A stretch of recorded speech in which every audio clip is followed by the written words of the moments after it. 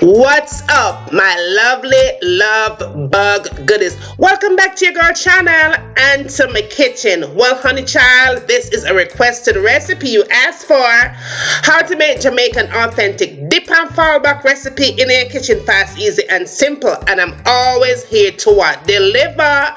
Now, if you are here and you're watching me mashing up this dip and fallback recipe for your very first time, be sure that you have subscribed, goodie. If you have not already subscribed, feel free to do so. Turn on your post notification settings to always be aware of whenever your girl uploads a brand new video.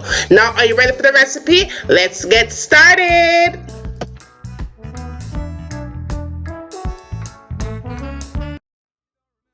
Coming from, you don't remember where you're coming from. You don't remember where you're coming from.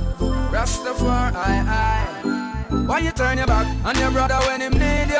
You don't remember the days and when him feed you. You know when no obligation but to owe him some respect. All you need to do is just give him what you get. Turn your back on your brother when him need.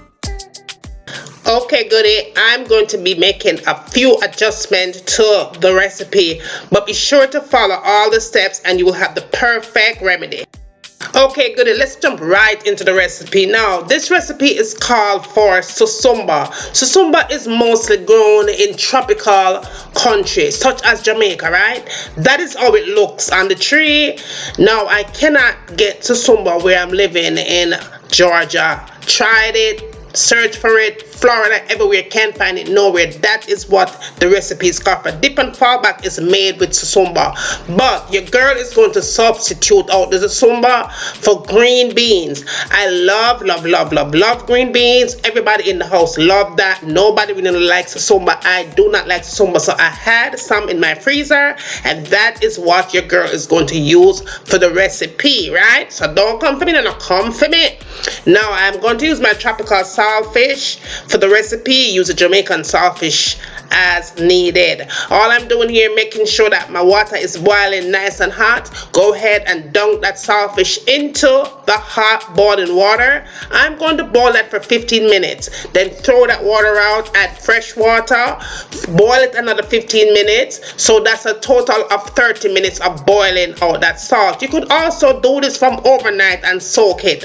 But nevertheless, that is what the saltfish is going to look like after you have done boiling it, okay? Now what I'm doing here is picking up my saltfish into my desired pieces that I like. Yeah, me out to cook, yes, I like. Now you could do it however, medium, small, big, chunkified, whatever fied that you like. Go ahead and do that. Throw that up into your dip and fallback recipe, because what?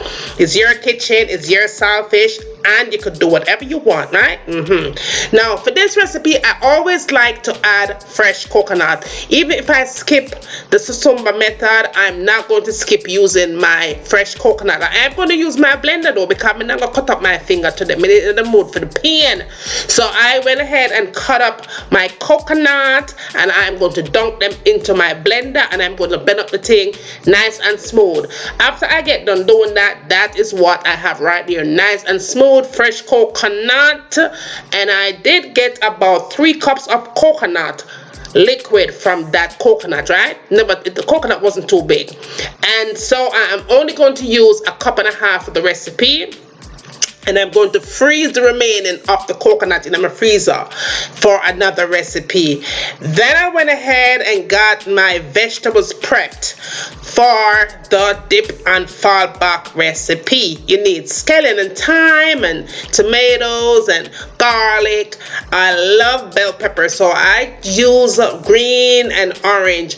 Whatever you need. Onions, make sure you have onions. Alright, moving right along, I added my garlic into my pot. Make sure you have enough oil though, and toast it up a little bit. Then I went ahead and just dunked all the veggies into that pot.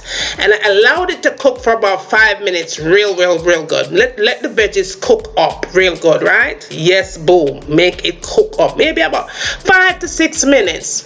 Whatever you like, yeah. But cook it up, well, nevertheless. Now, after I got done doing that, I went ahead and I put in my coconut milk to that fry up vegetables right there. Just dunk my coconut in, then I added my green beans to it.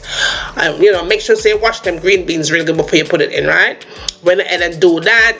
Then I added the saltfish in to the mix, whatever size that you want. I added some vinegar, of course. I added my all-purpose seasoning and a pinch of black pepper to it. And when I got done doing all of that stuff, that is what your girl ended up with. My dip and fallback recipe, substituting out my susumba, but I don't really like, for green beans, and I enjoyed it. Now I'm gonna make sure that you are in fact subscribed to this channel. If you're not subscribed, go ahead and do so now. Turn on your post notification settings so you will always be aware when a girl upload a brand new video. Check out all my other recipes, honey, they are always good. Show some love on your girl channel, Life as Juliana. It's one for oven over there. Go ahead and subscribe, y'all. Now, when I got done with this thing here, it was good on the plate. Look at that coconut all melted up in there, boo.